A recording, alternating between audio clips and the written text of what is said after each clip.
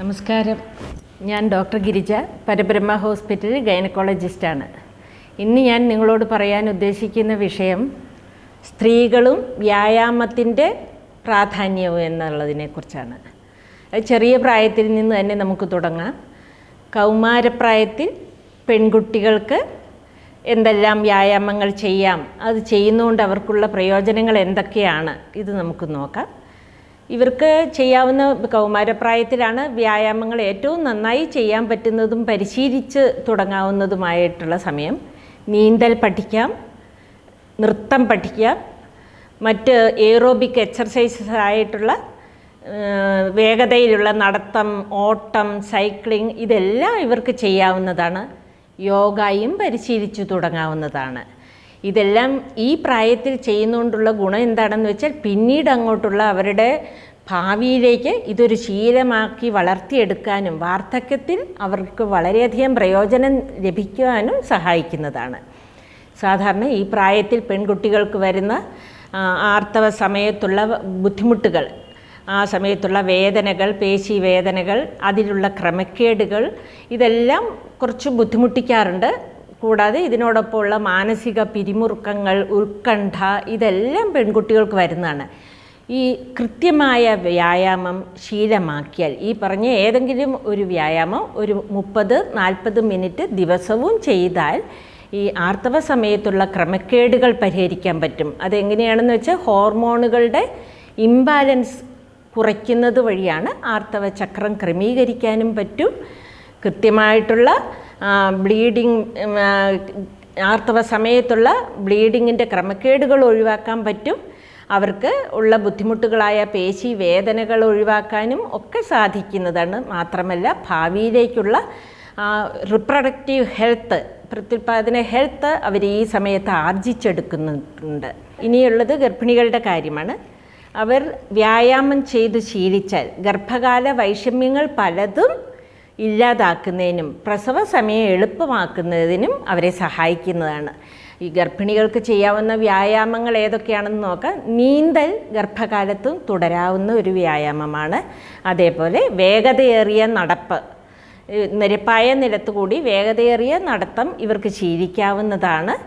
അതേപോലെ ഈ ഇടുപ്പെല്ലുകളുടെ ചുറ്റിനുമുള്ള പേശികൾക്കുള്ള കീഗിൽസ് exercise, pelvic floor exercise എന്നാണ് പറയുന്നത്, അത് ശീലിക്കാവുന്നതാണ്. അത് പ്രസവ സമയത്തുള്ള ബുദ്ധിമുട്ടുകൾ കുറയ്ക്കുകയും പ്രസവാനന്തരം വേഗം തന്നെ സുഖപ്രദമാവുന്നതിനും ഇവരെ സഹായിക്കുന്നതാണ്. അതുമാത്രമല്ല ഗർഭകാലത്തുള്ള ഉറക്കക്കുറവ്, ഉത്കണ്ഠ ഇതെല്ലാം പരിഹരിക്കുന്നതിനും സ്ഥിരമായ വ്യായാമം, യോഗ ഒക്കെ പരിശീലിക്കുന്നതുകൊണ്ട് അവർക്ക് കഴിയും.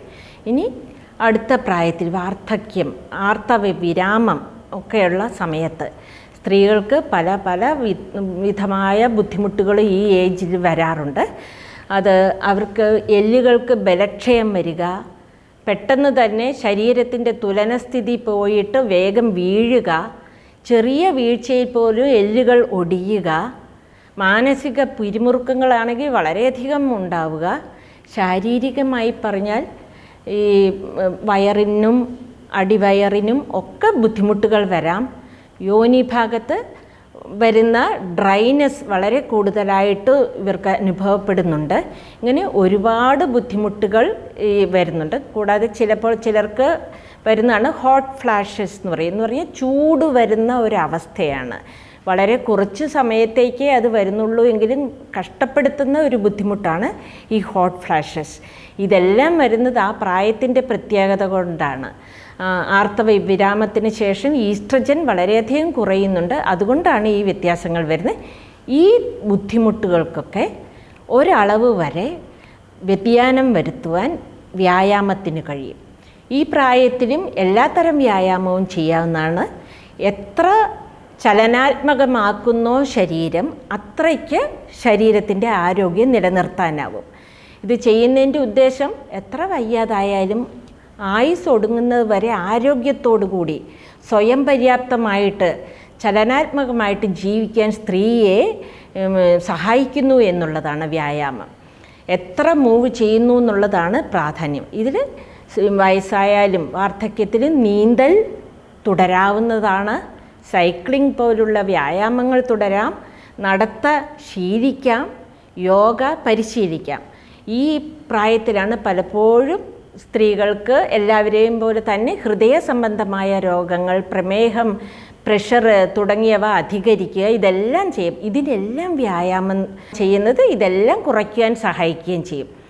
ഇതിന് തീരെ അനങ്ങാൻ പറ്റാത്തവരാണ് എങ്കിൽ ഇരുന്ന് ചെയ്യാവുന്ന വ്യായാമങ്ങളുണ്ട്. അതിനാണ് നമ്മൾ ചെയർ യോഗ എന്ന് പറയുന്നത്. ഒന്നുകിൽ ചെയർ യോഗ പരിശീലിക്കുക, കസേരയിൽ ഇരുന്നു കൊണ്ട് തന്നെ യോഗ പരിശീലിക്കാം, വ്യായാമങ്ങൾ ചെയ്യാം. അതല്ലെങ്കിൽ നിന്നുകൊണ്ട് അടുത്തൊരു കസേര വെച്ചിട്ട് അതിനുള്ള സപ്പോർട്ടോടു കൂടി വ്യായാമങ്ങൾ ചെയ്യാവുന്നതാണ്. ഈ വേറൊരു വലിയ പ്രശ്നം ഈ പ്രായമാകുമ്പോൾ കാണുന്ന ബാലൻസ് നഷ്ടപ്പെടുന്നതാണ്. അതിൻ്റെ പ്രധാന കാരണം ഇടുപ്പെല്ലിനും അതിൻ്റെ ചുറ്റിനുമുള്ള മസിലുകൾക്കും പേശികൾക്കും താഴത്തെ കാലിലെ പേശികൾക്കും ദൃഢത കുറയുന്നു എന്നതുകൊണ്ടാണ്. അതിനാണ് ഈ കാലുകളുടെ വ്യായാമം എല്ലാം പരിശീലിക്കേണ്ടതാണ്. ഇത് എല്ലുകൾക്ക് ബലക്ഷയം വരാതെ നോക്കും, എല്ലുകളുടെ കട്ടി കൂട്ടും, ബാലൻസ് വർദ്ധിപ്പിക്കും, പെട്ടെന്ന് വീഴാതെ നോക്കും, വീണാലും വളരെ വേഗം ഫ്രാക്ചർ, ഈ ഒടിവുകൾ വരാതെ ശ്രദ്ധിക്കും. ചുരുക്കം പറഞ്ഞാൽ വ്യായാമം നമ്മൾ എപ്പോഴും ശീലിക്കേണ്ടതാണ്. ചെറിയ പ്രായം മുതൽ വാർദ്ധക്യം വരെ തുടരേണ്ടതാണ്.